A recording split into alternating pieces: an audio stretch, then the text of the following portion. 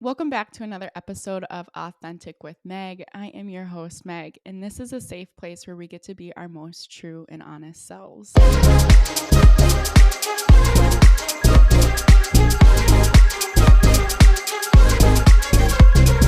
Well, today you are all in for a treat. I have a special guest who is not only a friend, but is also my sister, my younger sister, who is joining us on our podcast this morning.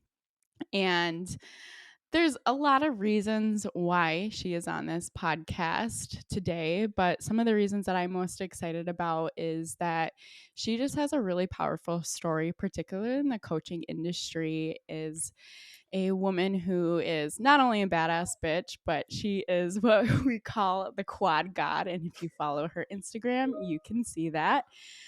She's an elite sports performance coach. She's a goalkeeper, coach for a top high school team in Minnesota. And what I particularly like about my sister is that she is a sports and women's mental health advocate. And if you have listened to this podcast, you already know we've talked a lot about mental health. We've talked a lot about self love, self care. And so I'm really excited for us to dive deep into that.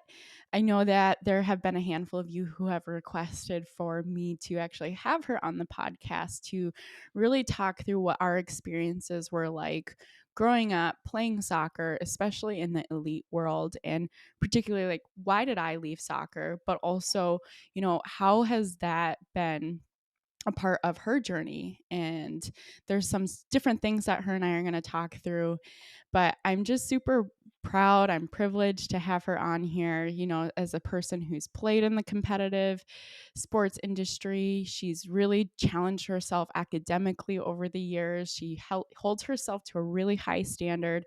She's really good at saying yes to the things that feel aligned and saying no to the things that don't. She's always, from the moment that she was conceived into this world, I just remember her holding herself to a really high standard. And if there's ever been a goal that's felt unobtainable, she's proven herself that it is obtainable.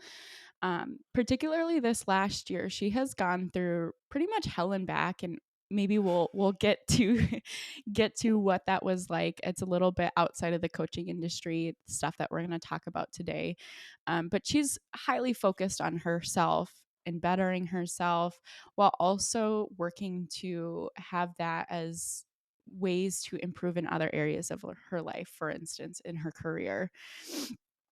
She's really taken something that I'm really proud of her for is that she's really taken the time, especially this last year, to find out who herself is, especially after, realizing she may have been wearing a facade for most of her life. And I think that's something that a lot of us can relate to in particular is, putting a mask on and not being honest with ourselves. And she's really taken some time to do a lot of that inner work. So this episode is most likely her and I just in general. She's very blunt and she's going to tell you straight. She's going to be real with you. But also, her and I love to have a lot of fun with each other. So, we'll do our best to show our sibling love throughout this episode. But welcome to the podcast, Sophia. It's great to have you. Yes, thank you for having me. Super excited. Yeah.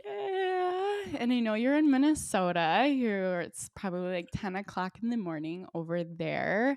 Yes. But one of the questions that I want to ask you before we dive into, what your story is, what are some of the things that you had to go through to get to where you're at, is, what's authentic about you? Man, we're just getting right after it. We are. um, this was something that definitely took me a long time to be able to answer. Kind of like you said in that intro, I felt like I was always putting on a mask, and even finding out who I truly was is still something that I'm trying to figure out. Um, but with me, like I'm always going to be straight. I'm always going to be working towards my goals, even if that means putting others second. And that's something that I've really tried to focus on this past year. Things have been hard, but we're getting better. Um, But even if it's just showing up every day and trying my best, that's something that I try to do.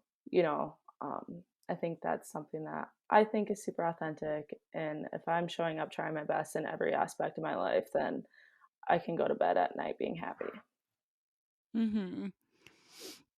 Yeah, I think that's really important, especially since, you and I both grew up obviously in Minnesota. I think the nature is to be Minnesota nice and to be put other people before yourself because that's what being nice is. When the truth is, being nice is actually taking care of ourselves so that we're not guiltishly or shamelessly hanging out with people without taking care of ourselves first. And I think that's just an epidemic in general in the world is people Yes. pleasing, putting others before ourselves. And I think people think that it's selfish in many ways to do that. So I'd love to hear from you on just like what are some of the things that you've changed particularly in this last year to really, define like what does showing up for yourself mean on a day-to-day basis? Yeah, I can kind of get in this later as well, but something that I tell my athletes every day and something that I tell myself is like, even if you wake up and you're just not feeling it, like you're like, this is the last thing I want to do today. My biggest thing I tell myself every day is like, give myself 100% effort, whatever that may be. Like my execution might only be 10%, but if I'm giving 100% of what I have to give that day, that's all I can ask for, you know? So whether that's Mhm. getting up and going to my workout class, like I might be super sore, might be just crabby in general. But if I'm showing up and I'm lifting as much as I can that day, running as much as I can that day, that's all I can ask for. And I know I'm going to feel better about myself when I'm done. And same with coaching, like I have to constantly remind myself like everyone that I coach is younger than me. They're kids. Like maybe young adults, but in my eyes, they're kids. So even if I'm not feeling it, I deserve or I have to give 100% to them because that's what they deserve. Like they didn't wake up in a horrible mood expecting me to treat them like shit that day. It's like I have to show up, maybe put on a face for them, but that's what they deserve. And so even if it's 100% of what I have to give to them, it's worth it, if that makes Mhm. sense. Yeah, totally. And I feel that way too, especially like with my morning devotion is like sometimes I don't feel like doing it. Like I would Yeah. just rather, roll out of bed and just like go to my phone and start working or not do any of that, just live life.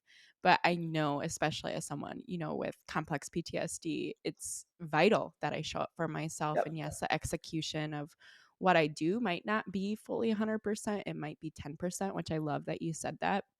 But the actual commitment of, yeah, I'm going to show up to myself because I know the benefits of what is going to bring me is just so powerful. And I think a lot of people struggle with that. So is there ways that, well, not is there, but what ways have you really been able to motivate yourself and almost instead of motivate, get inspired about, showing up whether you feel like it or not?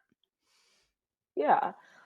Um, a lot of like my motivation comes from how I know I'll feel after I do it. It's easy for me to skip something and feel bad about it all day. Like that's the easy way out. But the more satisfying feeling is me getting up, pushing myself to go to a yoga class, and then I do whatever. I feel so good after. So I might not have wanted to go in the morning, but I know that extra push of at least getting there. I'm going to do it if I'm there. I'm going to feel amazing after. Right. Even if it's a workout class, if it's a class I have to sub in for at work, I'm like this is the last group I want to train right now.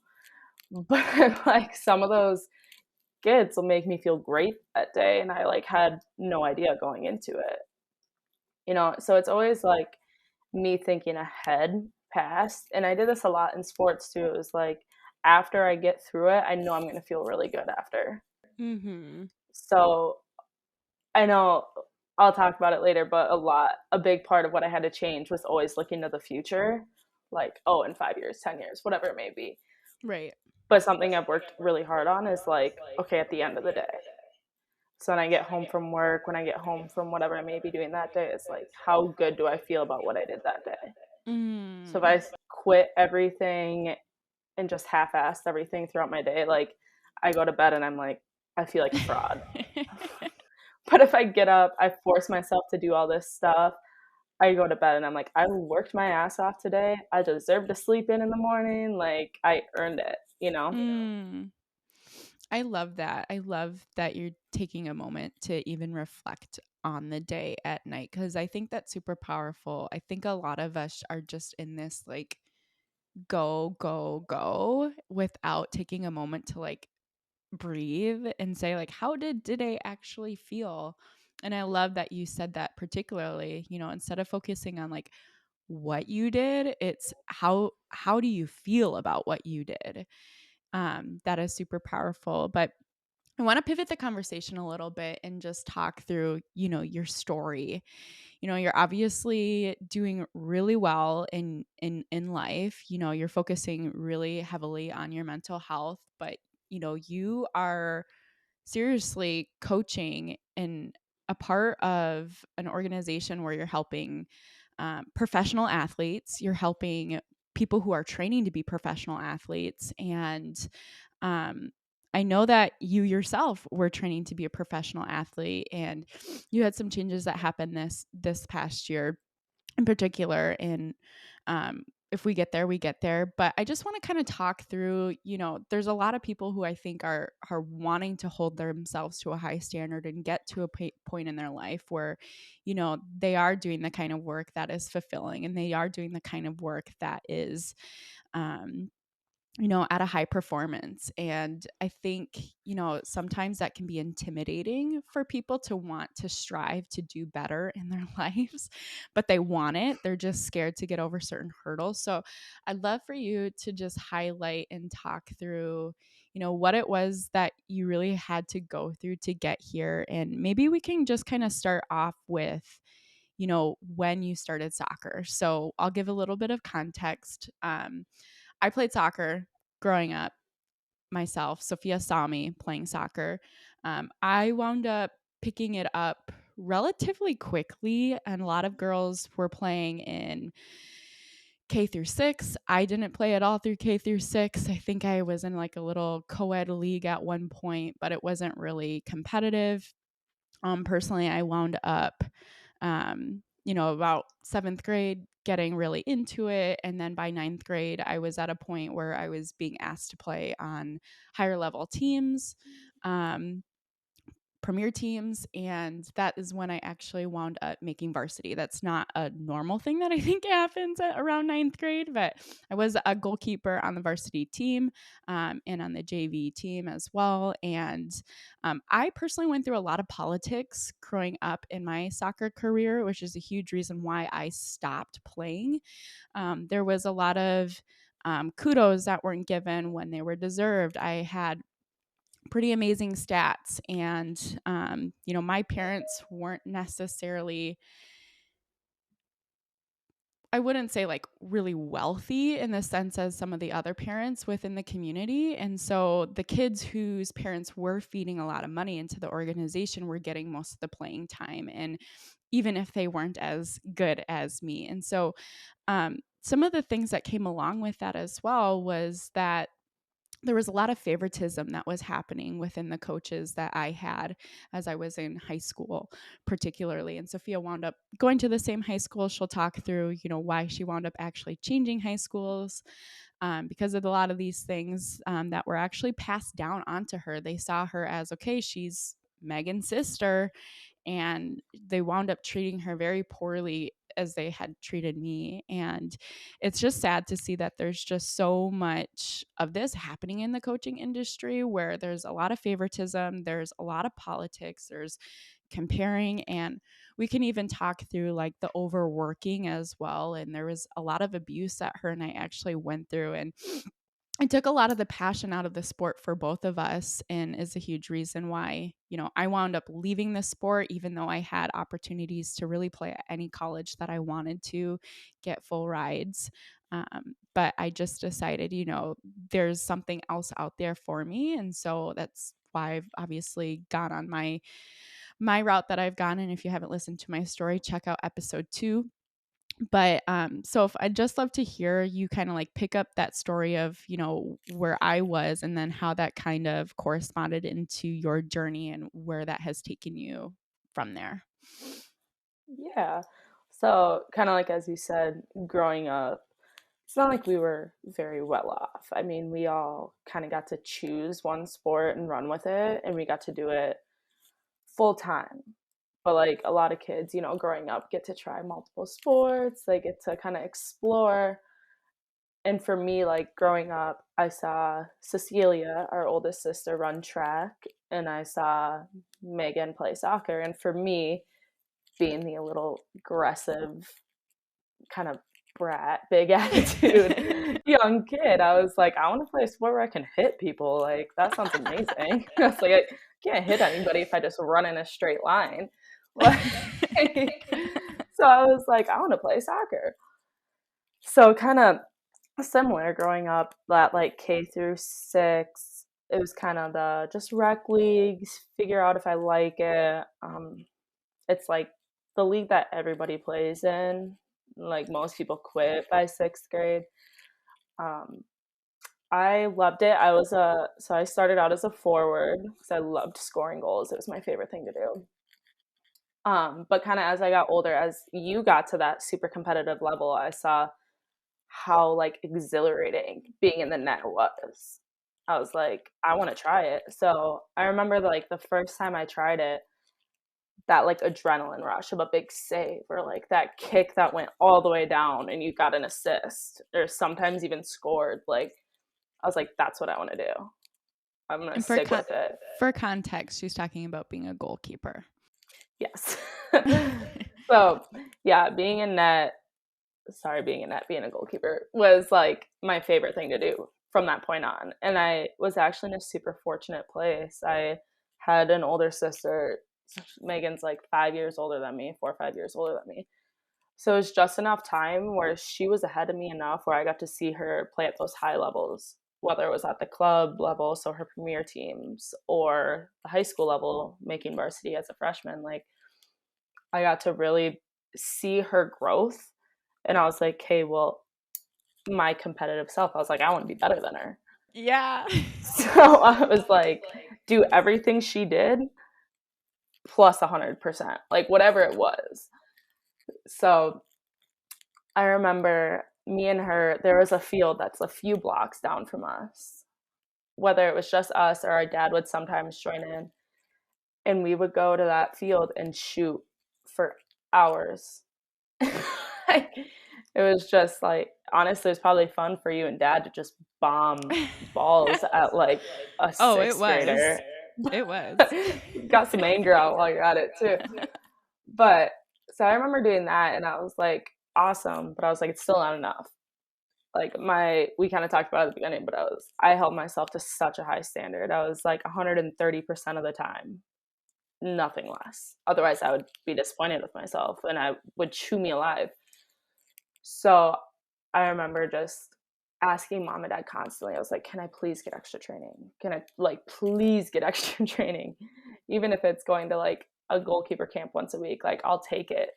Mm-hmm. So I remember I started there playing for our local club. I remember after that K through 6 team, I joined like the competitive club in Burnsville. And I'm not gonna lie, like I sucked. I was I made the bottom team. It was like the scraper team, kids that just wanted to play. And I was like, I remember being so cocky. I was looking around, I was like, I'm better than all of these people. Like why am I not on the best team? And so immediately there I was like, have to earn my spot. Like it's not gonna be given. So I think I was on that low team for like 2 or 3 years. And it like every year went up one team. Like it was a slow grind. But I was on that top team for Burnsville Fire for 2 years. So I think it was my 7th and my 8th grade year. And from there, I remember mom and dad just being like, there was some like newspaper articles that I had made for like these random tournaments where we were beating older teams. And it was like this Mhm. goalie, whatever, not letting in any goals, like could punt the ball the entire length of a field. Like Megan and I both had insanely amazing kicks at a young age. Like I remember one coach or one ref literally had to check my shoe because he was like, "They're stealing your shoe. Like the other parents are complaining."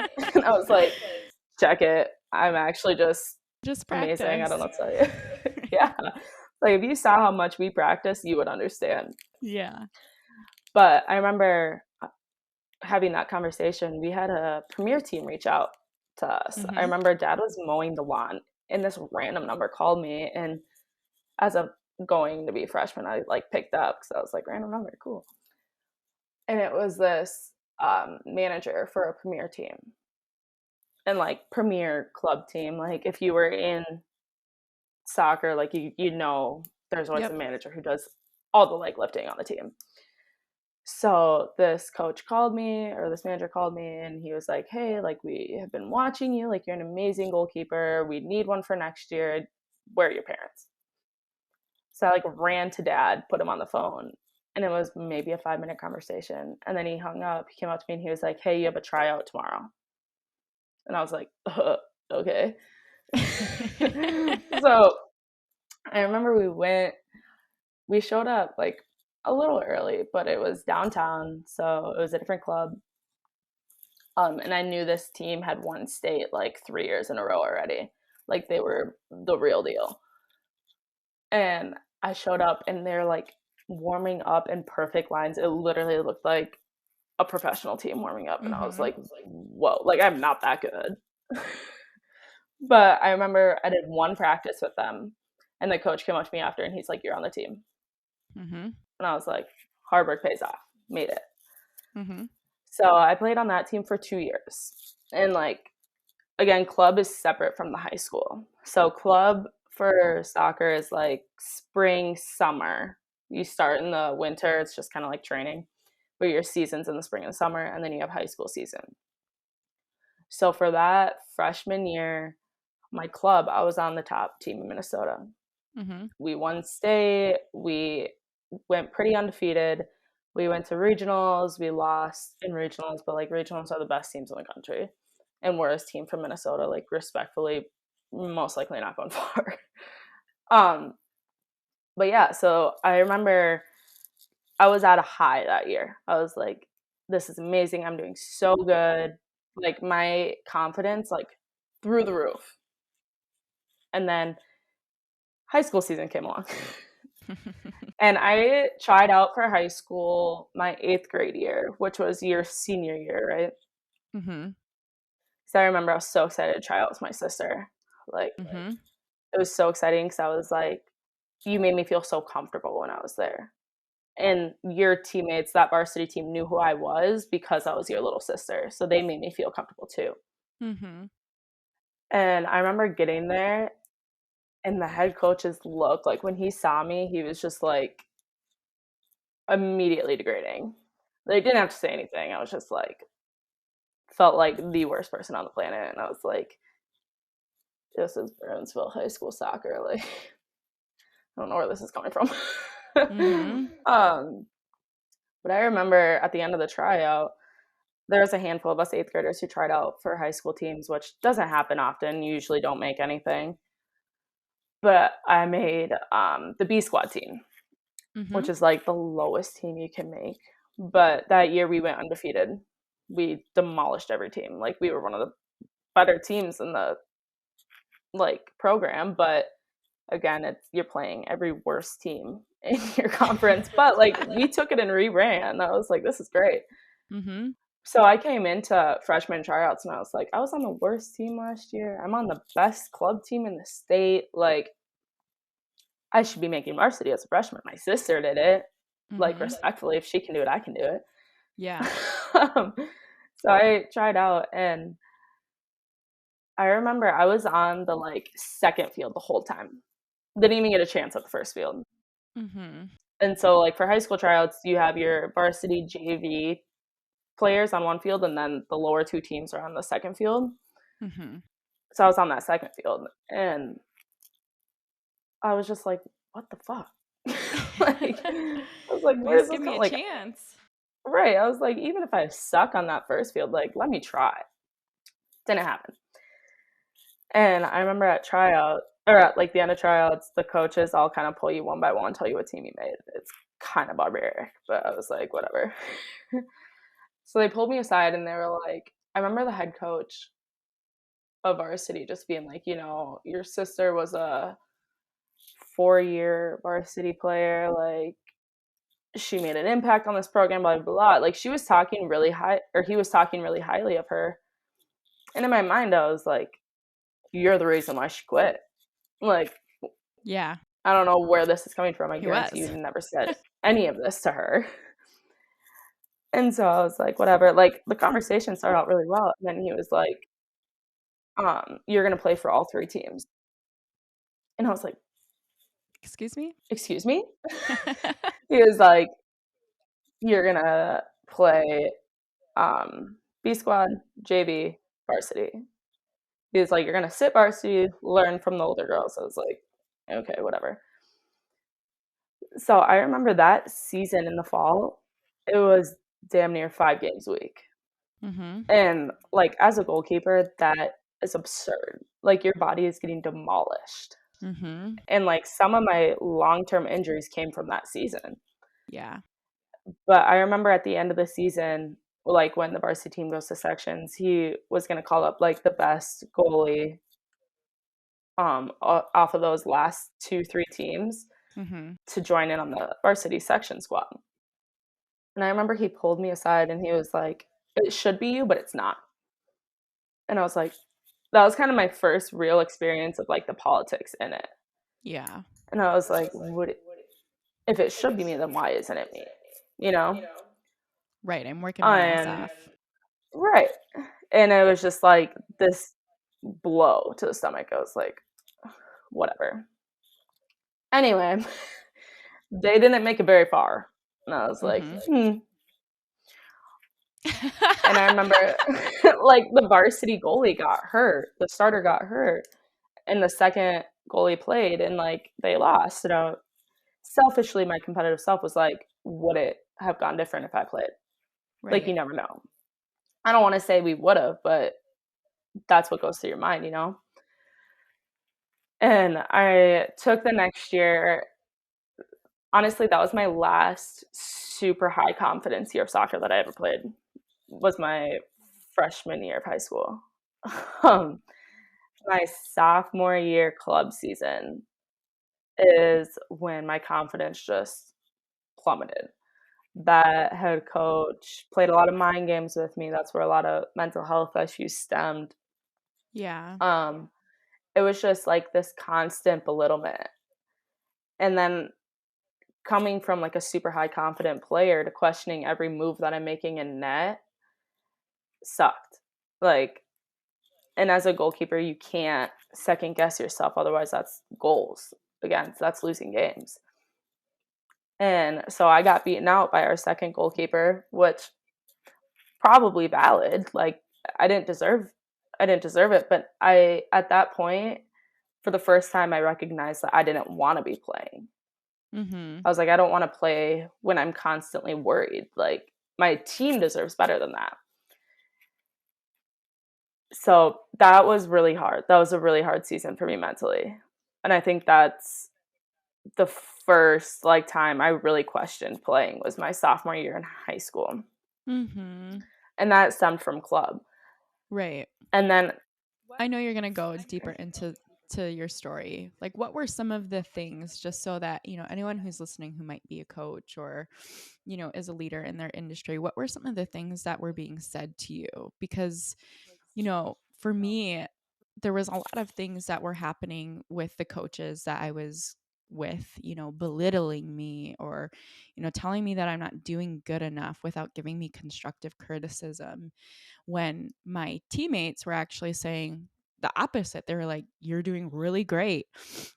I Yeah. had even the captains were like, "We don't understand why you're not getting played. You're working your butt off, and like you're making huge improvements, and it's obvious that you are the number one person here." And even though that was the case, there was a lot of abusive language that was being used from my coaches towards me that, much like you, really messed with my confidence and led to a lot of overthinking, and um has been a really huge part of the healing journey that I'm on even till today. But what are some of like examples of some of the things that happened to you within that year? Yeah, so I remember like last minute we pulled a second goalkeeper onto our team. And I remember talking to my coach about it. He was like, I don't want you to take it personally. Like, this is just in case you get hurt. Like, we're getting to a higher level now. Like, most teams have 2 or 3 goalkeepers. And I was like, yeah, absolutely. Like, makes sense. Um, but then I remember like the first few practices, he almost used it as like, he'd be like, if you're not practicing well, you're not playing. Like, your second goalie is going to beat you out. And like, it's not like that's super harsh, like, that's pretty accurate, but the way he was saying it to, like, a freshman gonna be sophomore, I was like, "I'm still a kid, first of Mhm. all." I don't know, and, like, we hadn't played many games yet, and it's not like we were losing. This is all happening at practice, and I was Mhm. like, I'm coming off of my, like, best year of soccer I've ever played, and I don't know why I'm being questioned this early. It's not like I've messed up in any way. But it was almost like the mind game started then. And then it was constant like, "What are you doing? Why are you making that pass? Why aren't you coming out? Why aren't you confident? Why aren't you playing like you did last year? Like, Right. I'm gonna sit you, you're not gonna play." All this stuff. And I remember I was just like it was just like little pokes. Yeah. And it wasn't enough for me to like bawl my eyes out on spot. Like, it wasn't he was like, in the weirdest way I can say this, he was like the nicest mentally abusive coach I had. Like, that sounds horrible, but it gets Yeah. much worse after that. Um, but it was just like little things where it's like you second guess yourself. Right. And I remember I had a few colleges reaching out to me, and I was so excited. Even if they were like D3 schools, I was like, I'm good enough to play after high school. Mhm. And I remember being so excited about a school, and he was like, well, be real with yourself. Would you ever play? And I was like, Excuse we're me. talking 4 years from now. Like, I'm a sophomore. And he was the first coach that really was like, you'll never play at a D1 level. Yeah. And I was like, fuck you. Like, yeah, I will. Bish, I will. And like, a lot of the reason I constantly was like, I'm only playing D1 is because I wanted to prove that coach wrong and coaches after that wrong. I want to be like, I did it. And big, like, fuck you, because I did it. Mhm. And so it was just stuff like that. And then I remember, like, at a state championship game, it was literally the championship. We went to a shootout. I didn't play the game, which was fine. Like, our other goalie did great. But I remember it was tied with 5 minutes left of the second overtime, which meant we were most likely going to a shootout. And so I'm sitting on the bench cheering on my team, and he's like, "So warm up." And I was like, "What do you mean warm up? Like, why would I go in?" And he was like, "Well, you're better at PKs. You need to go in." So I had like 5 minutes to warm up and mentally prepare to go into this super high stakes game for the shootout. And so I did it. I warmed up, got in, and we lost in a shootout. And he blamed me for the loss, which I remember texting him and like me being people pleaser. I apologized like 80 times in this text after the game. Mhm. And he was just like, I knew the decision I made when I put you in. That's like all he responded back. And I was like, fuck. Like, I don't know what that means, but I know he hates me now because we lost. Right. I think that's so toxic just in general. For anyone who's listening who is again, like a coach, or maybe you're a leader in your industry, the best way to empower your team to get better is to actually call out the things that they're doing good. You Yeah. know, constructive feedback isn't about saying and questioning people for the things that they're doing. It's saying, hey, I really like what you're doing here. And here's what I would do differently here. It's not doing the examples that you just shared with me. And I know I was in a similar circumstance, my junior year when I was playing, we made it to state. I played the whole game. We were in the qualifying final round and it ended up with a shootout. And thankfully my team, and I wouldn't say I mean, I had the same coach that was giving you a lot of the crap that you had to deal with in college or in high school. But, you know, we wound up losing that shootout. But the sense that I felt from my team was, hey, Megan, it's not your fault. This was a team's fault, because it's not the goalie's fault as to why, the team didn't really work well enough to even be in that position. So the fact that he was blaming you for it being your fault versus, seeing how the whole team could take accountability is just really sad. So I Yeah. think just in general, like, blaming tactics is a way of control. And for anyone who does studying on narcissistic behavior, that is definitely one of the behaviors of someone who is manipulative. So it's just something to kind of keep in mind, um, if you're in that space and if you're in that industry. So, anyways, keep Yeah. carrying along.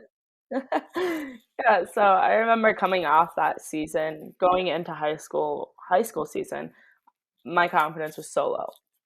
But I was like, again, in my head, I was like, this is Burnsville High School. Like, I did my duty last year, played on all three teams.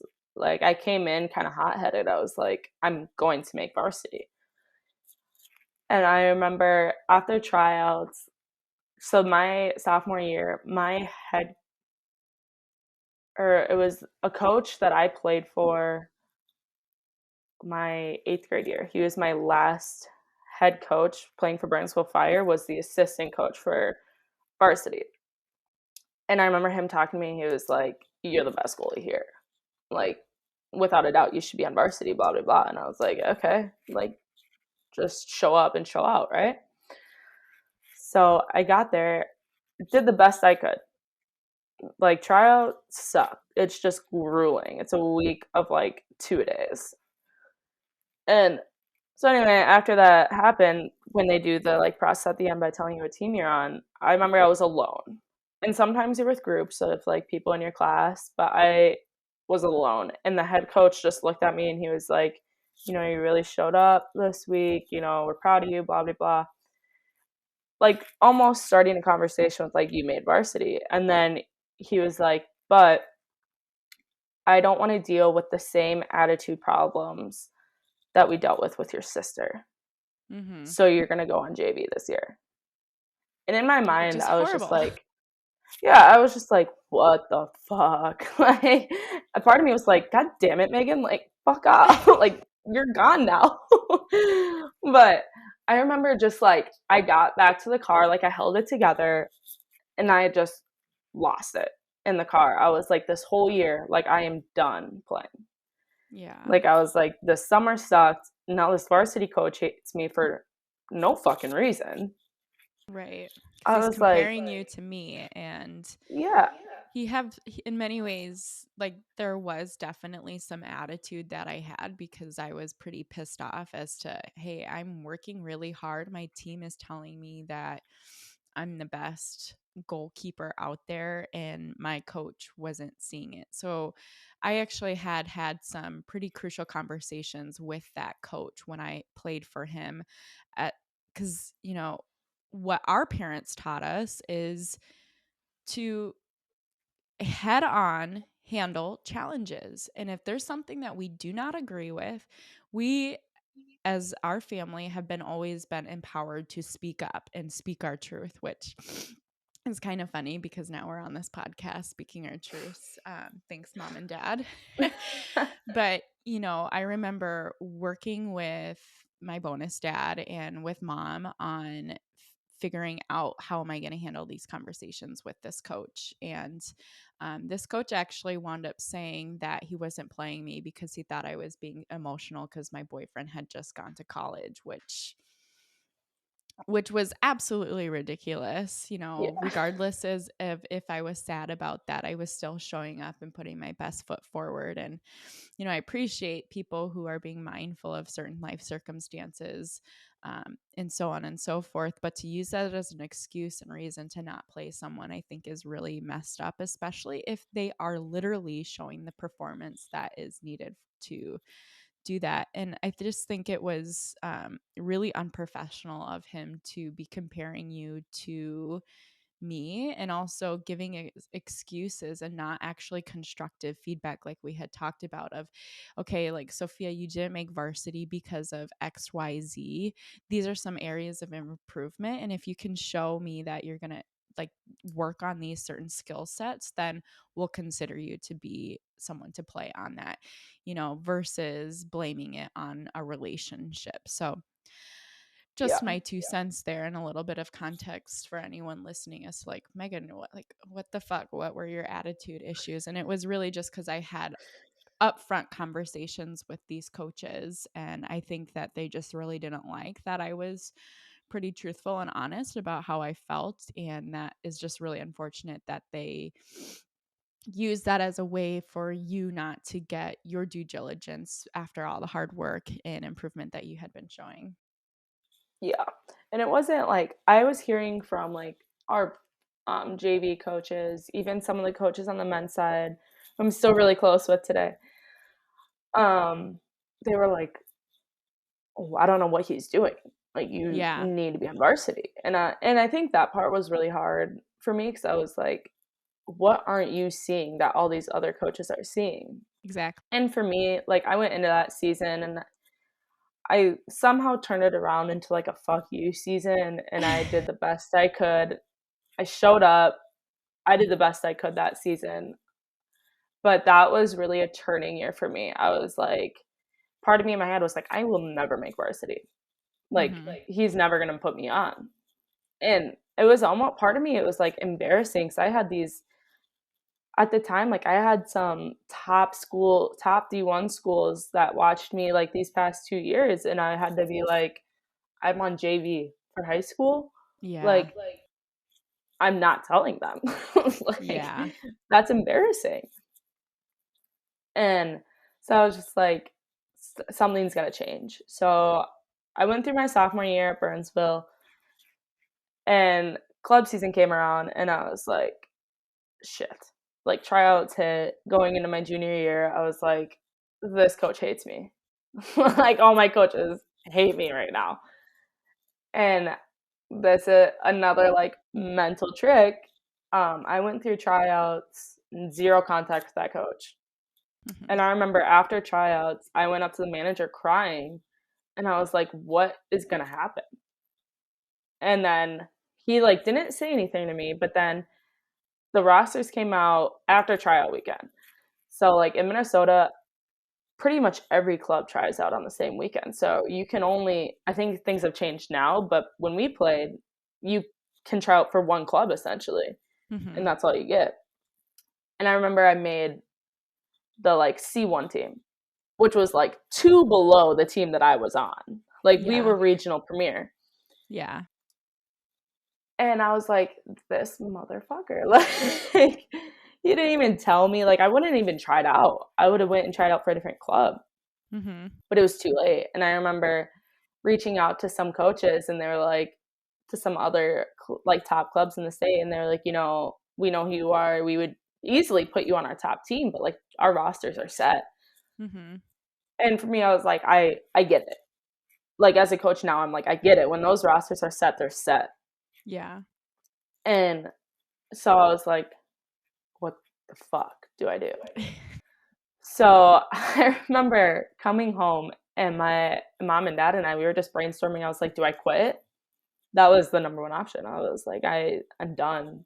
Like I'm mentally so exhausted from playing. But I went through some emails, and I remember the Shattuck head coach reached out to me, about coming and playing for him, like, the first time we played with them, which I remember we played their U19 team, and over half that team was, like, Power 5 Division I school commits. Like, we're Mhm. talking Rutgers, Texas, Minnesota, like, all these top schools, and we beat them with, like, a minute left in the game, and it was one of the best games I played that year.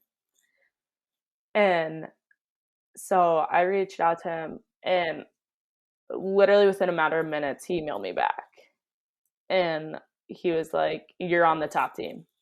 What do we need to do to get you here?" He was like, my decision's made. Like, let's get you on a visit down here. Like, school starts in less than a month. We need your transcripts. We need to figure out what you're paying, blah, blah, blah. 'Cause, like, this is a boarding school.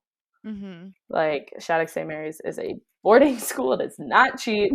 um, so I remember mom and I went down, I think within the next few days, and we did a tour. I practiced with a few of the local girls, and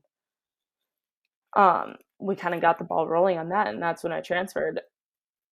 And I remember getting transcripts and everything. We did it within a week, and we made pricing work, everything. I was a day student. I didn't board. It was only like a 30-minute drive, and for us, it was the cheaper option. Mhm. So that's what we did. And so yeah, I left Burnsville for my last 2 years of high school. Mhm. And that's when soccer really got serious. Because I had a conversation with mom and dad. They're like, if you do this, like, you're in deep now with soccer. Like, Right. you, like, and that was a hard thing for me to do. Like, if I go here, I'm guaranteeing myself at least 6 more years of playing. Yeah. And that was a decision I had to make. And that was a decision I was like, I don't know life outside of soccer. Like, as easy as it would be to quit, like, I'm doing it. And I remember, like, going to a captain's practice at Burnsville once it was already known that I was transferring, and kinda just say bye to all my friends and stuff and, like, wish them luck. And I remember one of the men's coaches who I'm really close with still, he was like, they had a meeting before tryouts, and basically all these high school coaches, like, these grown ass men, were talking shit about me leaving. They were like, "Oh, she thinks she's so good, like, she'll never make it, blah, blah, blah," all this stuff, and he was the only one that stuck up for me, and he was like, "No, she's doing what's best for her because you guys didn't show her the time of day." Mhm. And so kudos to that coach, he knows who he is. Yes. Um, and so I went into that junior year, and I was like, I'm hot shit. Like, I'm at this school, I'm playing up a team. Like, I finally a coach that sees my potential and is going to hold me to a standard. And he definitely held me to a high fucking standard. um, Mhm. it was really hard mentally that first year, transferring schools, making new friends, Mhm. and all this stuff. Like, I was still hanging out with a lot of my friends from Burnsville, but there was also a lot of drama with my friends at Burnsville who didn't like that I transferred, and they were talking shit about me behind my back. That's a whole nother Yeah. story. But You see true people. You see who yeah, is truly there for you when you make changes in life. And it's one of the most exactly. greatest blessings, but also it's definitely really challenging that you had to go Yeah, through that. yeah. And so that first year, I remember I earned my starting position on this top team right away. Um, and so I played probably that whole fall as a starter, and then I injured my shoulder. Mhm. I subluxed my right shoulder. So if you don't know, that means like your shoulder basically pops in and pops back out. And that led to a lot of later problems. I ended up getting surgery in college, and that was a whole recovery. But from that, I didn't tell anybody about Mhm. how bad my shoulder was bothering me, and it affected how I played pretty substantially. And I remember getting so much rap from my coaches, and they were like, "What is going on? Like, you're timid playing. You're not coming out like you normally do. You're not yelling. You're not confident. Whatever it was." And I went to our trainers, and they didn't believe me. It was like this whole thing. Mhm. And so I really got in my head, and I played like shit in the spring, Mhm. like horrible. And I was like, and that came with a lot of mental abuse from coaches and teammates because they had seen what I know how I can play, And then they saw this other version of me who wasn't me. Mhm. So I remember getting a lot of like, what the fuck are you doing? Like, get out of your fucking head. Like, all this stuff, like, from coaches and players. Like, this wasn't isolated. Right. And for me, that was really hard because I was like, I'm trying. Like, this isn't me just throwing a game. Like, this is me trying. I'm giving everything I have to give. Mhm. But that coach was very hard on all of us. Like, this wasn't just me. A lot of girls have some leftover mental health issues from playing in high school. I know I do. But the thing with where I played, there was such a high standard. We were Mhm. playing at a top elite like prep school in the country. Mhm. Um, on top of this team had a ton of D1 commits. The teams before were like nationally ranked. Like, these were teams that were like, I see where the coach was at. So when Yeah. people weren't performing to his expectations, I get how frustrating it can be, especially as a coach now. But some of the things, how he handled certain situations, sucked. I'm like, just the mental toll of like the screaming in your face, and a lot of people were like, you just need to be tougher. And I was like, Right. And how can you okay. feel safe to be honest about how you're actually feeling? And this goes for any relationship. If someone is not giving you a supportive place for you to be honest, of course you're not going to tell the truth and be fully, like I was saying, honest about how you're actually feeling and actually get that empathy and compassion. And I think as a coach, yeah, it's super important to hold our people to a high standard, but we also have to realize they are people. They are not robots. These are human beings that we are dealing with right now. And if we're Yes. not giving them the right environment to thrive and to feel like they can talk through and work through any challenges that they're facing, then they're never actually going to overcome those challenges to become the best player or person or whatever it is that they want to be, without that environment, for sure. Yeah, absolutely. And like, again, there was a lot of changes that year with transferring. Felt like I had no friends. Like, my friends were some of my teammates, but Mhm. like, this was a pretty new team. And so by the end of the year, we were a lot closer. But by the end of the year, I was like, I don't want to play. Mhm. Like, the mental toll of that year, that spring, sucked. Like, and I remember wanting to transfer back to Burnsville, and then I was like, well, that's dumb. Like, it's Mhm. not like it was any better there. And I was almost embarrassed to go back. So I remember sitting down with my coach, who at the time, not gonna lie, I hated him after my junior year. And I remember sitting down after like early fall practice, and I was just like, I can't be yelled at. Like, I can't be screamed at in my face. Like, I'd Mhm. break down. Like, you're not gonna get the best out of me.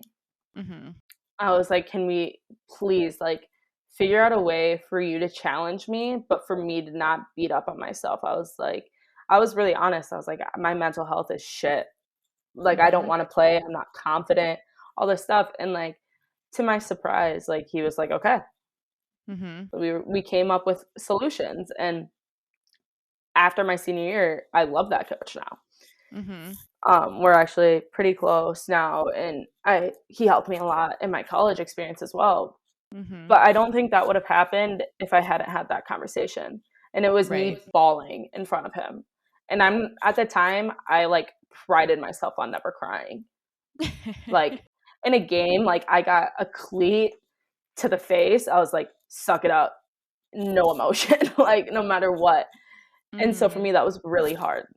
Mhm. And that senior year, like, I still played a little timid here and there, Mhm. but every time, like, he could see the wheels turning, like, I was getting in my head, questioning myself, we had a code word where he was like, it, like, meant, like, calm down, you're okay.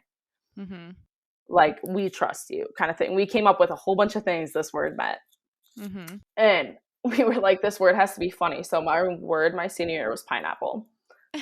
And like, it would be so funny, like, looking back, there'd be games where you could see it happening. Like, I'd make a bad pass and I'd start to get in my head. And you would hear a scream from across the field, just like, Grenz, pineapple! And I was like, you know? Yeah. But that year, that fall, I was like, okay, I'm back to myself. Confidence is rising. And then spring hit. I was talking to a bunch of schools. I was originally committed, but it was kind of on the DL because I had to get into the school. Didn't get into the school. So, like, that school fell apart. I was committed to a second school. They got a new coaching staff, cut all the recruits, like my senior year. So there's two separate times where I was like, where the fuck am I going? Like, I was freaking out because I wanted to play at a D1 school and I knew the options were there. So I was like, okay, back to square one. And my coach really helped me, reach out to schools, all this stuff. And I was playing pretty well. And then I got sick. So I got mono the spring of my senior year. And so I was out 2-3 months, which was like the heat of our season. And so all the schools that I was talking to, all the visits I had set up, all canceled. They were like, come on a visit in the summer. And for me at the time, I was like, that's not an option. Like, I want a school before I graduate. Like, that's stressing me out. And like, looking back, I had more options than I thought I had, but I was just so like tunnel vision on, I need to commit now. Yeah. So I committed to a school. I had a few different options, but I went on a visit to Indiana State. That's where I started. Accepted their offer. That's where I went my first year of college.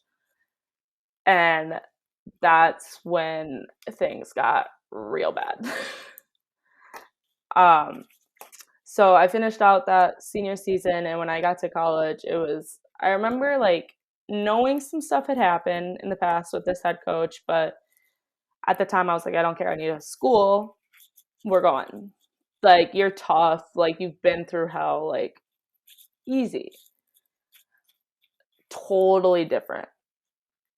Was not expecting anything that I got. And so I transferred halfway through my freshman year to my second college, but that fall was brutal. Like, the mentally taxing behavior. My class only had 5 people, and I was the last recruit. So like, I was rooming alone. I felt like the oddball out. And when things went south, I was the only one. Like, I was separated. Like, there was this weird, I could go on about this whole dynamic for an hour with this program, but essentially the head coach had problems with the upperclassmen. They weren't her recruits. She was a newer coach. And the upperclassmen went to the athletic director saying all this mental abuse that they were receiving. They put together like a 20-30 page report. And basically the AD went, you're figured out. The athletic department knew what was going on within this program. Invalidating. Right. And all these girls were almost like, shit. Like, she knows we did this. And that was my spring of my senior year. So I went in that fall when all of that was being held against that upperclassman. Yeah. So it was, and then my freshman class and my sophomore class were the only 2 years of her recruiting. So there was this weird dynamic of like the upperclassmen trying to like tell us what was going on, but also kind of holding some stuff against us because she treated us so much differently than she did with that upperclassman. And so I remember talking to some of those girls about what had happened. And it was just like this constant mental abuse, belittlement. And I was like, she's always been nice to me. Like, some I haven't seen favoritism it yet. happening. Yeah. And then I remember like halfway through the season, so as a goalkeeper in college as a freshman, unless you're like elite, you're not playing. Like, you're going to redshirt. But it was this constant, you're going to play. You're going to play. like, your time is coming. And I remember, like, halfway through the season, she was like, you're going to redshirt. And I was like, why? Like, it's not like this team was great. Like, I think we were like 3-12 at the end of the season. It was like we sucked. And I was like, why not give me a game or two? It's not like we're winning. Yeah. So, and it was just this, I kind of talked about this earlier. I was like, a lot of that year is trauma blocked. Like, I really try to remember part of it, but it's hard. Mhm. Um, but I remember feeling so alone, and that's where there's just a lot. We had team therapy once a week, and it was honestly a bitch fest. It was Mhm. screaming at each other for an hour and a half straight. Wow, that's very And for some constructive. reason, like, right. And for some reason, it was all the freshmen taking the rap. Yeah. Like, I don't know. I remember like being this Minnesota girl. I was the only one from Minnesota. Like, and it's different. And Mhm. I was just like, I didn't do anything. Like, I'm just showing up and trying my best every day. Like, at the time, I was an engineering major, so I was just busy as hell with school. But then all this was going on mentally, and it was just constant yelling and belittlement from players, from coaches. And then I remember calling mom and dad literally every night, like, I hate it here. Mhm. First of all, the school sucks. Yeah. Like, it is a rundown school in the middle of nowhere in Indiana. Yeah. And then on top of this, like, your teammates are supposed to be your best friends, and I can't trust saying anything to any of them because it will get back to the coach and I will feel the heat for it. Yeah. So it was like, and at the time, like, our dorms were right next to each other. You could hear through the wall. So I was afraid to like call my friends, Anyone. Yeah. my parents, my sisters. I was like, I remember one time on FaceTime with my parents, they were asking me something and I like immediately headphones in. I was like, no, you guys can't say that right now. And like it felt like I was being watched. Yeah. And so I knew pretty early on in that season that I was transferring. But the feeling of being alone and feeling like I sucked and just that whole mental toll from that fall stuck with me for the rest of my college career. Yeah. So that sucked. But then I transferred I transferred to University of Minnesota Duluth halfway through my freshman year. Mhm. And the first thing that was really hard for me to accept was going from a Division 1 school to a Division 2 school. Mhm. Because in my head, I was like, I've let my family down. I went to an expensive ass school just for me to transfer. Um, I'm like, all those coaches who said I couldn't do it have won in my mind. And then on top of this, like, did I really want to go to that school? No. I transferred with a friend of mine that year, and she kind of convinced me to go there. And I was like, sure. And plus, it's a friend going into it. So none of transferring to this school ever felt like my decision, Mhm. which was also a really hard pill to swallow. But I remember getting there. I loved my team, every single one of them. And I was like, I'm surrounded by my Minnesota girls. Like, they're just different. They're awesome. I never had any problems with any of my teammates. But mental health concerns still sparked throughout Mhm. my college career. It was almost like same problems, different school. Yeah. And the nice thing was, like, I was close to home, so like I got to see mom and dad a lot more, which was needed. But I I ended up getting shoulder surgery because that was still a problem going into my sophomore year of college. And I remember getting this surgery in July. And this recovery was supposed to be like a 5-6 month recovery. Mhm. I got back to school in August and I played every game that season, every minute. And I remember, first of all, being in so much pain. I don't know how I got cleared, but like I had a really good PT. Like, I'll take it and run. But it was this whole thing. And I remember getting there and the coaches questioning me of like why I got this surgery in the first place. It was like more people were questioning how much pain I was in. And I was like, well, I'm going to prove you wrong. And I did. And that season was great. I mean, did we win a lot of games? No. But I was proud of how I played. I felt like myself. I almost loved playing again. Like, there was never any problems with my coaches that season. They were pretty uplifting. And so going into my junior year, I was really excited. And then COVID. Yeah. So, uh, which was also really frustrating because unless you were a Division I athlete, NCAA did not give a flying fuck about you. They made all these promises to Division I athletes. Division I athletes got a season of some sort, whether that was that following spring, some that fall, like depending on your sport. A lot of men's sports played, a lot of women's sports didn't, which is also A whole the nother theme of conversation. NCAA. Yeah. Yeah. So there's that. But I remember, like, had I stayed at a Division I school, I'd be playing. Mm-hmm. And so there was a really big mental toll on that. And that's where the fitness side of me really kicked in. Mm-hmm. It's like we were stuck at home. We weren't allowed on campus. Everything was online. My household and I would spend hours working out. We had a 20-pound dumbbell, some bands, and a really big staircase. And in Duluth, there's a shit ton of hills. Uh-huh. So we would work out for hours every day because we were like, we have nothing else to do. And the sucky part of it was not everybody on the team thought the same. And we could see that going into my senior year because fitness was all across the board. Mm-hmm. So we got a season back my senior year. And I kind of knew right off the bat we had a fitness test going in. It wasn't pass or fail like it was at Indiana, but it was kind of just see where everybody's at. And, like, don't get me wrong, I was really fit. I held myself to a high standard, but I was one of a small number of people who passed that fitness test. Mm-hmm. And I was like, I'm a goalie. Like, I don't want to put any rap on any goalies out there, but, like, that's not okay. Like, we all ran the same fitness test. Right. And I'm like, shit. Like, we're going to suck. And we sucked. We started our season 0-9. Sucks. Mm-hmm. And I was a senior captain. There was three of us.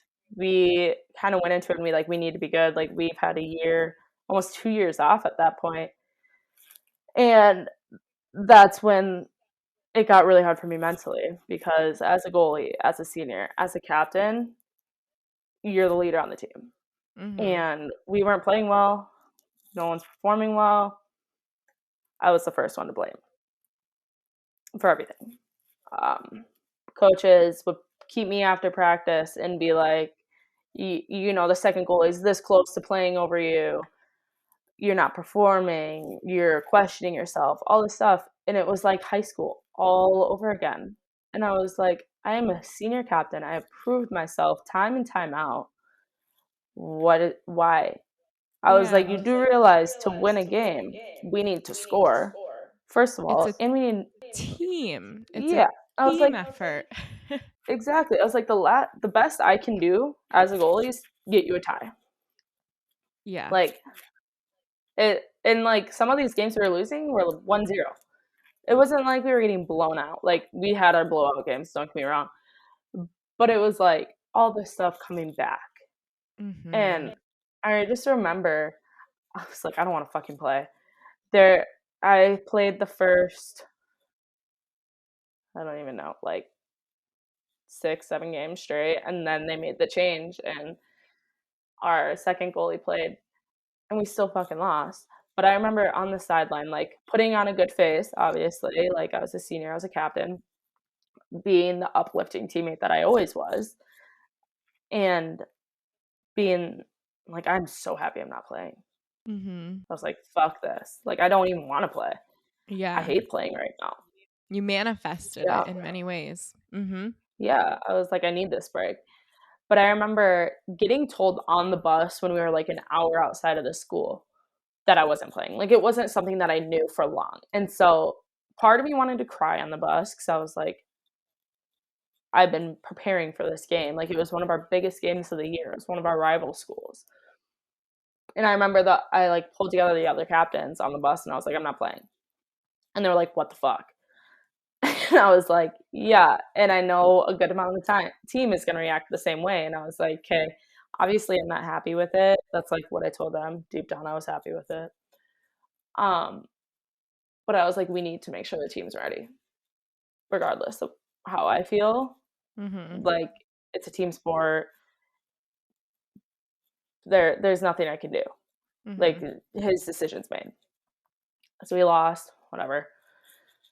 But and then it was this constant. I played majority of the season. I think I played about 15 games out of 18, 14 or 15 games out of 18. So it was like wasn't like I got sat, but it was this constant on the team from the coaches. Like they were like, "This is your team. We're losing.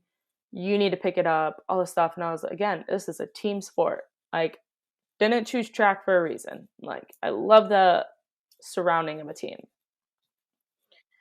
And I remember there was towards the end of the season within the team, like all of my mental stuff was put to the side.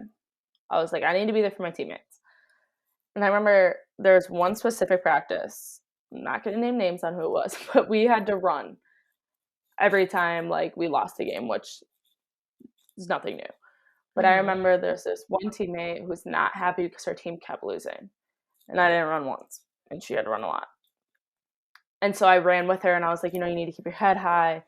Your teammates read off of you, all this stuff. And she was just like, Sophia, like, I appreciate you running with me, but like, shut the fuck up. Mhm. And she was like, we have nothing, like, I need to deal with this. I'm like, shut the fuck up. And I was like, whoa. That was the first time anyone has spoken back to me like that, first of all, when I've been trying to help. And I was like, part of me in that moment was like, I'm fucking done. Like, I put everybody else's mental priorities above mine, and I've been holding everything in for the past 2, 3 years. Like, I'm fucking Mhm. pissed. I went straight to our coaches right after practice, and I was like, this happened. And they were like, well, what do you expect? And I was like, are you fucking kidding me? Like, you want me to be there for every single one of these teammates, but you guys can't be there for me ever. Mhm. That's what it felt like. And I remember at the time I was still playing to go pro.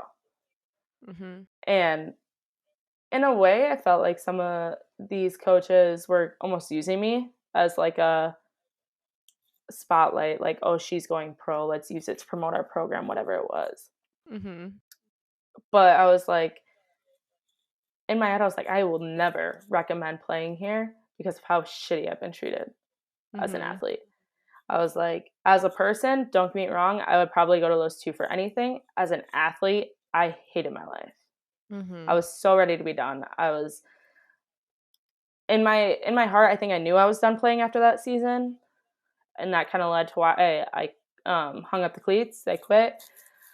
But a big part of stuff that stuck with me was knowing that was my last season, but not knowing it was my last season. You know, Mhm. Yeah. like our my final game, we lost in a double overtime. Me getting like upper 90 goal scored against. Like that was the last game I played.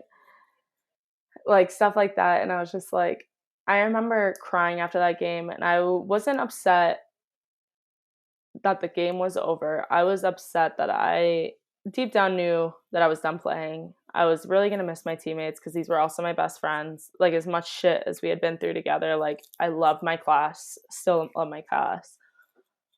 And I was like, this is how I ended my senior season, a losing Mhm. season. Both seasons I played at the school because we only had two.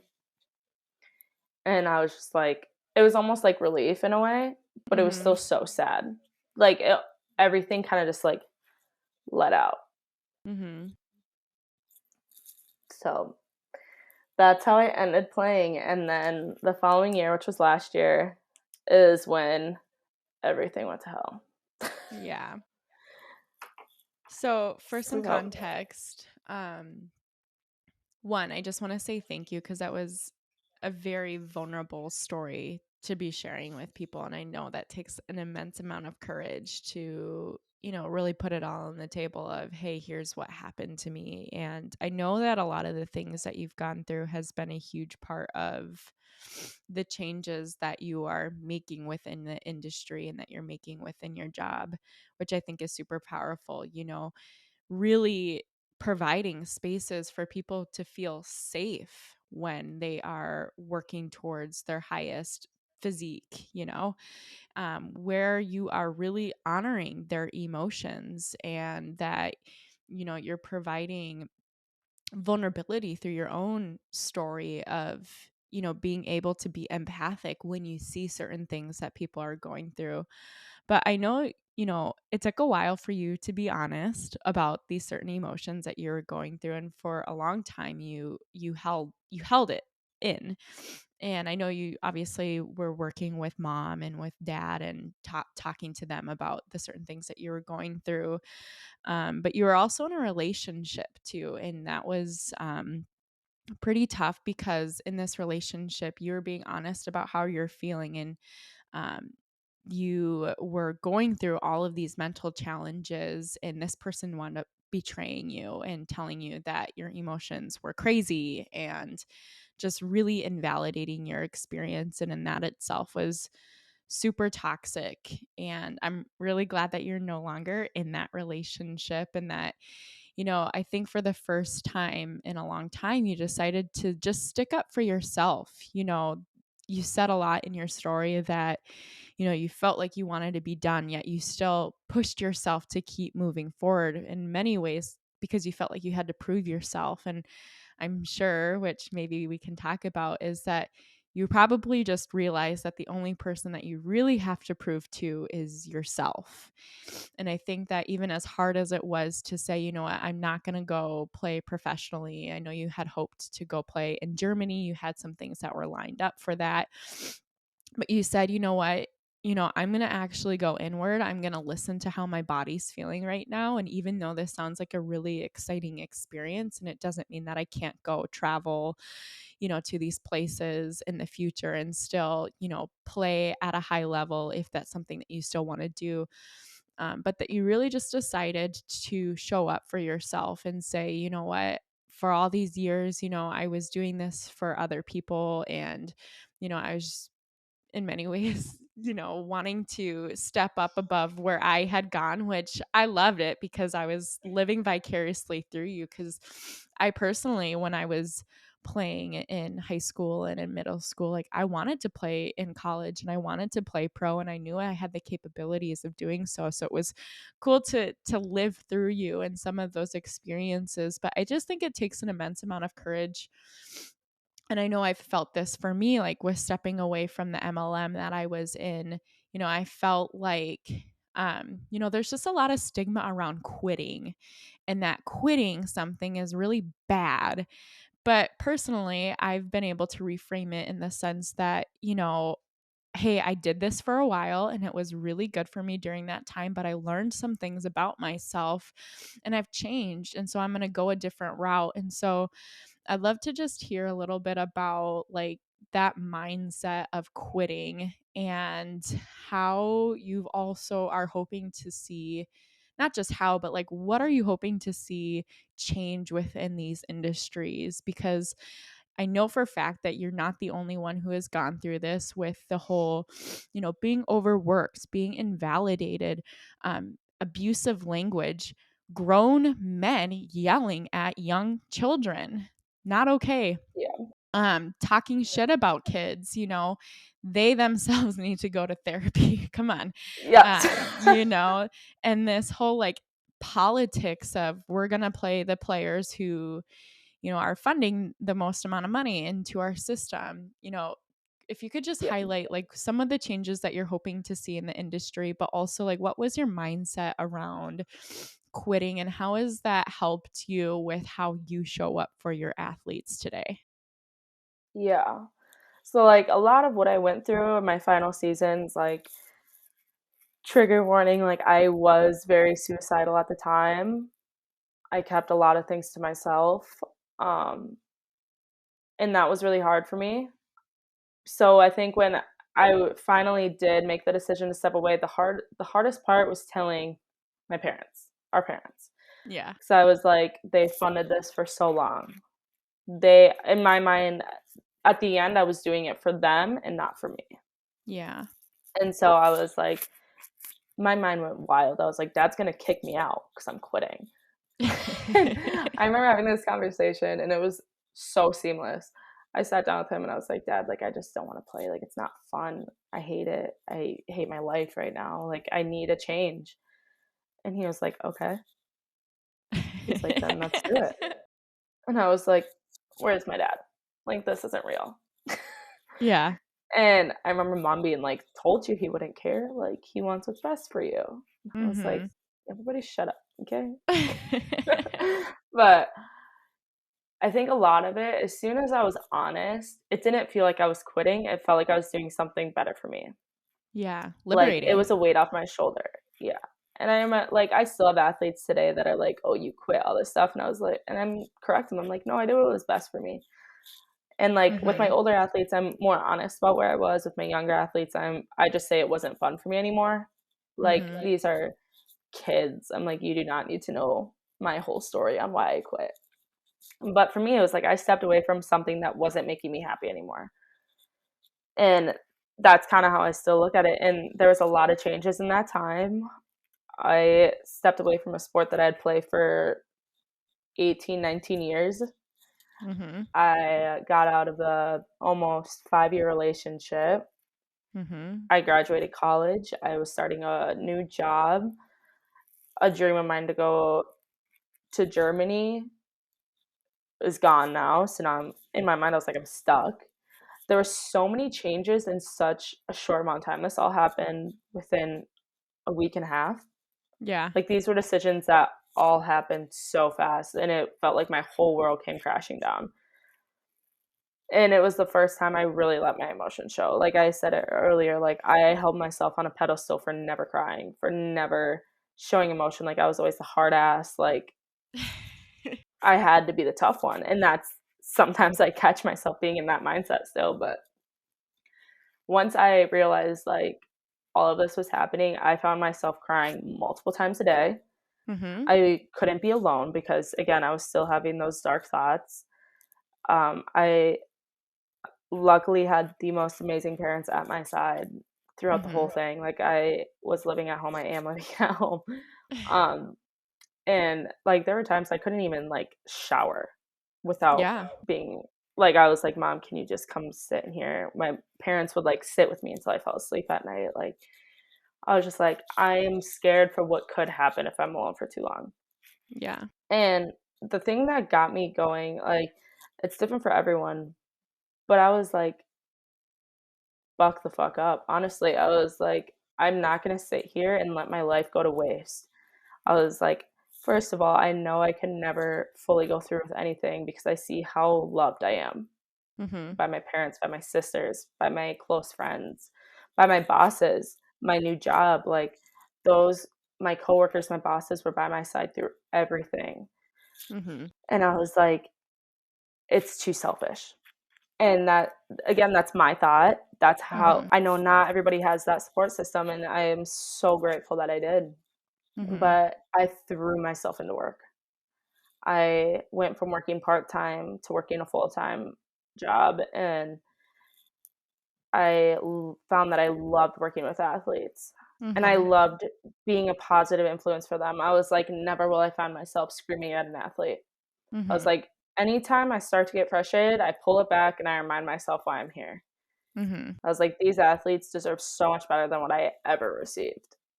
And I found myself in sports performance because I knew I wanted to be with sports. That was something I was like, athletes should not have to go through what I went through, what my sister went through, what my teammates went through. I was like, Mhm. I want to be someone they look back and they remember, like, she made a positive impact on my athletic career. Like, whether they have all these shitty people in their life, like, she's one that really pushed me to be my best, but also someone I could go to, like, as a friend, as a coach, as a role model. And so I threw myself into work and I found myself succeeding a lot.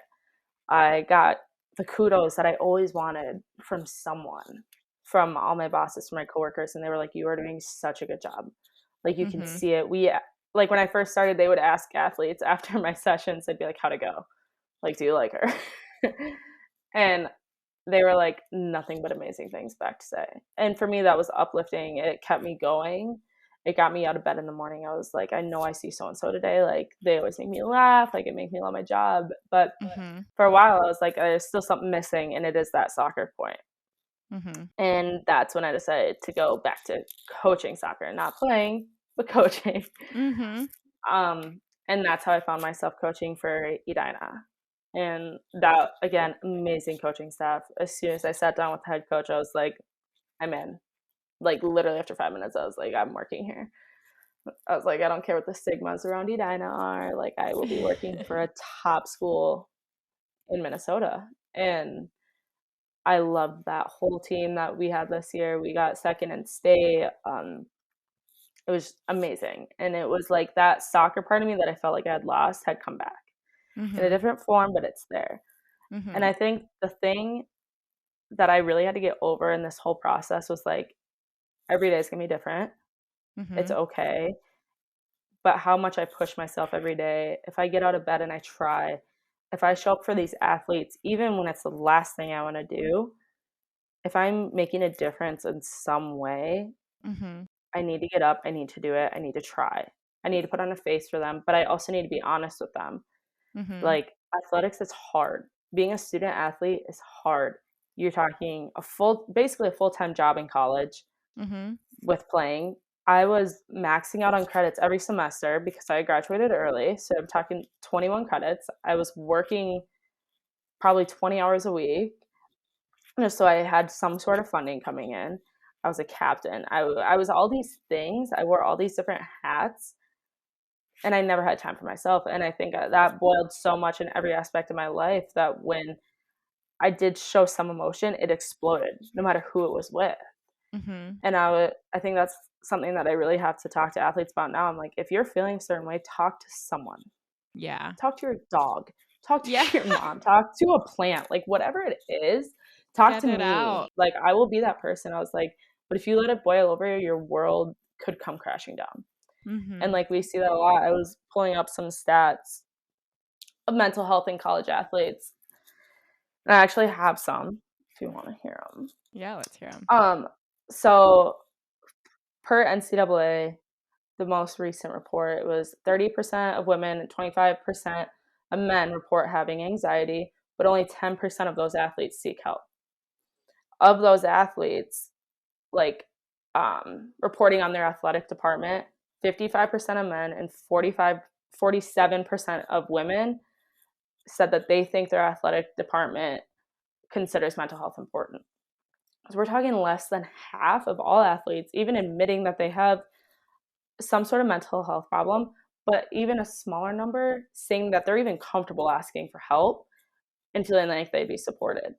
Like, we're not providing a safe space for any of these athletes. I know both of the schools I went to, it was the last thing on my mind. I was like, I will not go near anybody because in my mind, I was like, it will get back to my coaches. It's going to become a bigger problem. Right. Like, I just didn't feel comfortable with anyone. And, we see that a lot, that all these athletes are bottling all this stuff up. And we've heard so many stories over the past few years about student athlete suicides.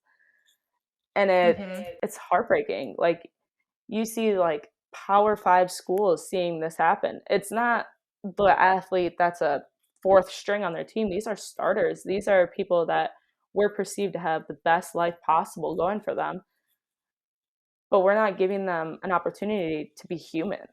They're Yeah. not they're not getting treated like a human. We put them on such a pedestal like, "Oh, they're perfect. They're living the dream." It's like, we're all the same. Right. You know, their athletic ability might be amazing, but their mental health could be shit. And Mhm. it's the same for a D3 athlete and D1 athlete.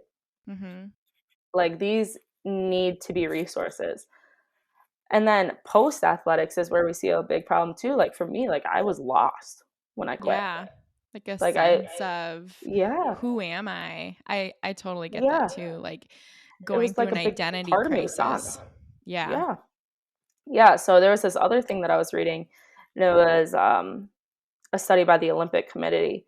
It was 45% of former athletes suffer from depression and anxiety after quitting. That is almost half of athletes that they reported on not knowing what to do after they're at a high. And these are Olympic level athletes. These aren't Right. small level schooled athletes. Like, these are people that we put on such a high pedestal, like the best athletes in the world. They're Mhm. suffering from the same thing that we are. And it's like, why isn't this being a bigger problem? Why aren't we supporting athletes to talk, being there for them, showing them that they have a safe space, like letting athletes be human? We put them on such a different world. And it's like, I Mhm. found myself being like, I can't tell anyone because everybody thinks my life is perfect. I was in such a perceived relationship, such perceived like senior captain, starter, had this pro team lined up for me, all this stuff. But yeah, I was crumbling on the inside. Mhm.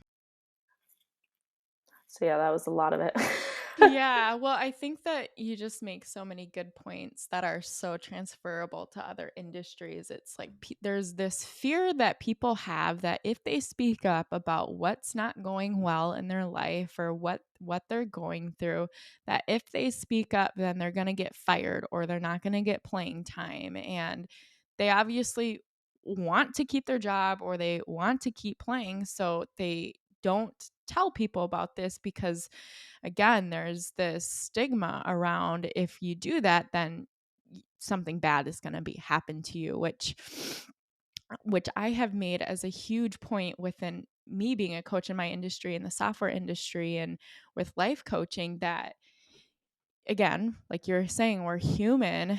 But when I choose as a leader to tell people about what I'm going through in life, like for instance, um, like what's a good example? Like right now in life, like you might see on Instagram, oh, Megan, she's living such a great life. She's digital nomad. She's in all these beautiful locations. But on the inside, there's a lot of different things that I'm going through. Like I'm navigating my sexuality right now. I'm a bisexual in a heterosexual relationship. I'm overcoming, stepping away from my career potentially to pursue what I'm more passionate about, which is helping people outside of the software industry. And there's a lot that goes on with that mentally. And I think when we're scared to tell people, oh, like my grandma died this week, or, you know, my parents are going through something and it's really messing with me this week, or hey, I had a really tough conversation with a friend this week. These are all just examples that again people feel like if they open up about it that it's going to hinder on how they'll be able to be treated by these leaders. And for me, what I found to be amazing is, especially during the pandemic, I've really focused on being vulnerable with my teams on the different things that I'm going through. And what's interesting is that it's actually helped build up the relationships that we have, where people are now feeling comfortable to come to me to talk about certain things. And I've actually, surprisingly, seen performance go up. And I think, people just need to feel like they can be themselves. And we need to provide spaces and places where they can be themselves so that, even if their performance might plummet for when they are going through these emotions, that we're actually letting and supporting them and allowing those emotions pass through so that they can get to some of these higher vibrational emotions that are going to ultimately empower them to show up as their best instead of, brushing it under the rug and pretending like everything's okay. Like you were saying, I know I felt that way before too. And I've shared that in my story where, I had all these great things happening in life, but I felt like I was completely dead on the inside. And I felt like I had to show up and be a certain person when really all I needed to be was myself. And I love, especially, I know that not everybody has the amazing support system that you and I have.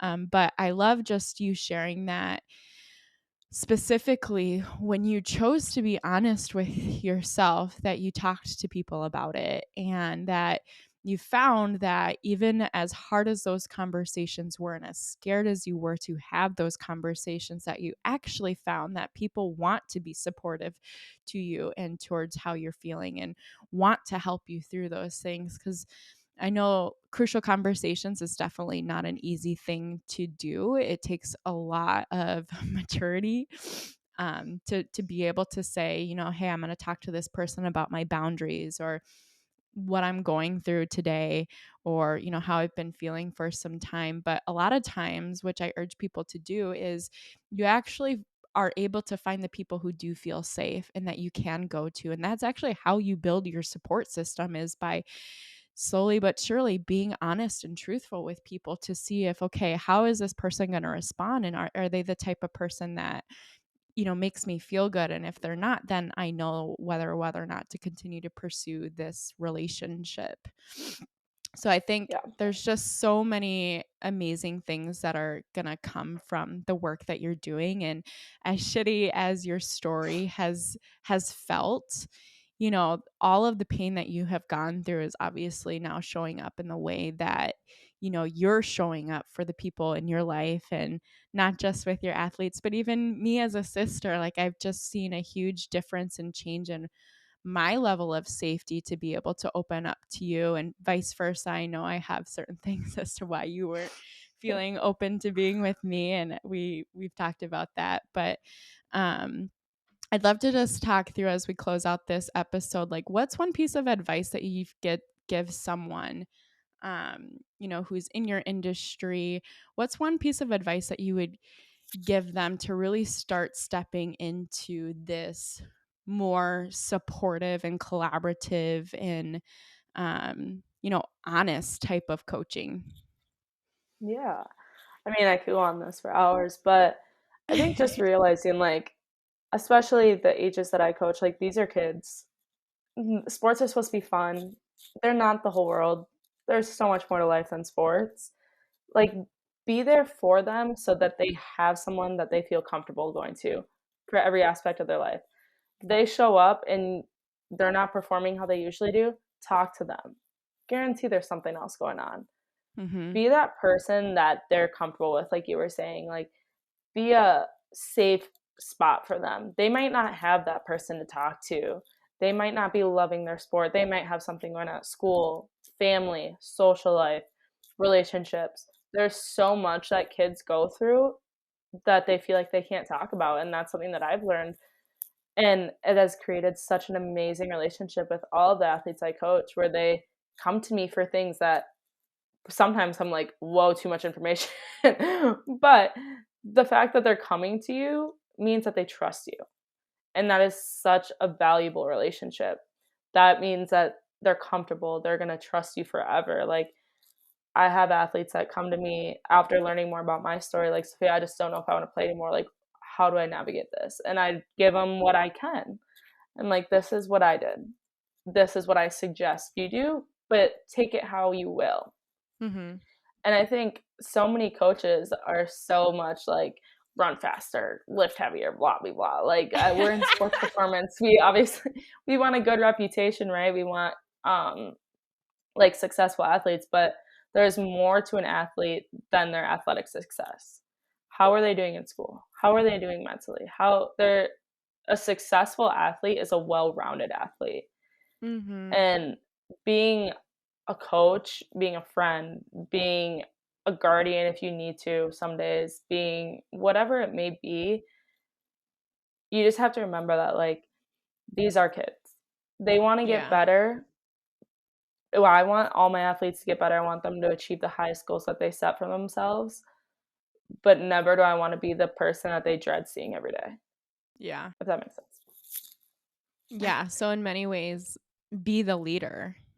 Yeah, Step up. A leader is being someone who is, practice what you fucking preach, honestly. exactly. If you're expecting people to show up a certain way, look inward. Are you showing up that way? And I just think that's so powerful that you also look at it in a very holistic approach. I think that's something that is very transferable to anyone, are you just looking to achieve in one area of life, but how are you doing in all these other areas as well? How are your relationships? How is your mental health? How is your overall health and well-being? How is your spirituality? And really checking in, because if you do see a plummet happening in how someone's performing, like you were saying, most likely there's something else going on. And are you the type of person where they feel like they can talk to you about those things? And if they're not coming to you, really take a moment to go inward to see what it is that you need to actually do better to, you know, provide again those safe spaces for people. Oh my gosh, I feel like there's so much you and I could talk on. I feel like I'm Go on for definitely hours. going to have you come back on this podcast. I Yes, just really anytime. appreciate you taking the time to do this. I know that you are actually about to head out to a workout, but before doing so, I'd love to hear, what are your current intentions and goals in life, and, why are some of those things important to you now? Yeah, for me, my, like, physical health has always been super important for me even from a young age. Said that like I'm about to go work out, but for me, like, a look good, feel good has always been good for me. Like, I need to go work out for my mental health and for my physical health. It's just something that I have to do every day, literally every day, do something 7 days a week. Mhm. Um, so there's that, but I'm also just trying to be really patient with myself. I know Mm. it has been a really hard year, 2 years, honestly, handful of years if we're gonna look back, but some days are easier than others, some days are much harder than others, but allowing myself to be like, "We got here. Mhm. We can go further, like, one day at a time." And then, just making sure I'm being honest with myself, live up where I'm at in life. Don't look to the future. That's a big thing right now, is just like live in the moment. I Mm. right now I'm young enough where I want to travel so much. I want to see Mhm. everything. Um, I want to experience everything. I want to pay off my student loans. I want to work hard. I Yes. I love working. And that's something that not a lot of people my age like to do, but I love my job. I wanna show up every day. I love seeing my paycheck at the end of every week, like, stuff like this. It's just, like, for me, that's what I enjoy. I'm not a big going out type of person. I'm not a big bar scene person. I never have been. So for me, on the weekends, it's my relaxed time. I work the most on the weekends anyway, Mhm. but taking everything and doing what I wanna do, not what other people may expect me to do where I'm at. Mm. Preaching. Oh, that's just a space that, especially like in your early 20s, that I wish I would have felt, but I'm glad that I'm obviously feeling those emotions now, of just like being really happy about the work that I'm doing and being fulfilled. I think that's something that a lot of people struggle with. They're just doing something for a paycheck versus doing it because they're actually passionate and excited about it. So I'm just like so excited. I know that this is just the beginning of your career and the beginning of your life. There's so much in store for you with traveling and with all the progress that you're going to be making in your body. And I love also that like you're seeing that a lot of the things that you're doing are also really beneficial for your mental health and for your heart. And that, I just want to see so many more people loving themselves, because ultimately, which is a huge part of the reason of this podcast, the more that we love ourselves, the better that we can love others, and ultimately will help bring more unity in this world. And I feel like we really need that at this time. There's so much division, there's so much misunderstanding. But if we really take time to go inward and really understand ourselves and who we are, and I know that's definitely a lifelong journey. I know that for myself and for a lot of other Yes. people that I've talked to. Even our parents have said like I'm still trying to figure out who I am. It's I mean, we're ever evolving and ever changing. So I'm so excited for you to continue to prosper and continue to grow. And I'm so grateful that you chose to be on my podcast today. And for anyone who's listening and you're like, oh my gosh, Sophia is awesome, because she totally is. How can people stay in touch with you or follow your work?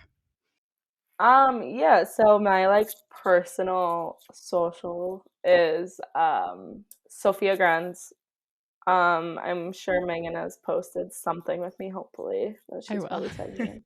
And then my coaching account is just Coach Sophia Grenz. And then if you ever need to talk anything, athletes, non-athletes, go find me through there. I will respond to anyone who needs to hear something. Yes. Yeah, I will link her accounts on Instagram and as well as in the show notes below. So feel free to check that out. And again, thanks so much for taking the time to be here today. If there's Yes, thank you anything for having that me. yeah.